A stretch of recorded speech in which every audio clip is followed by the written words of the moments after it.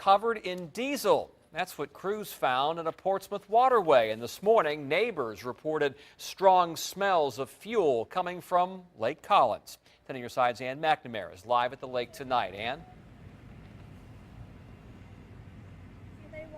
The fuel spill actually happened a couple streets over, and it actually entered the waterway. It was supposed to be cleaned up properly. The contractor obviously did not. It got into the storm drain system, and you see the drain just over my shoulder. They're still working on it here today, and that is how all of this fuel got into this lake.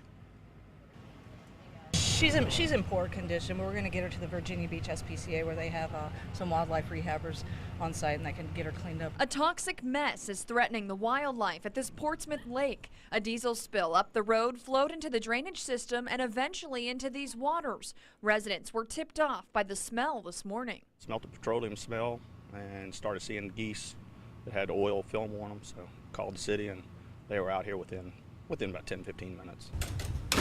Crews from Animal Control and PETA circled the lake trying to catch the geese to rehab them. Meanwhile, hazmat crews worked on cleaning up Lake Collins. It'll absorb the oil and won't let it pass. They used booms to keep all of the fuel in one area, then put down smaller sponges to soak it all up. Neighbors watched as the greasy geese were loaded into vans. For the first time, they were sorry to see the pesky birds go. Geese are unique animals, but you either like them or you don't like them, or you get used to them. And we've all gotten used to them, but we all still feel for them when they got in trouble. Now also back out here, they say there could be as many as 50 gallons of diesel fuel in the lake. They're not really sure. They're just going by how big the drums are.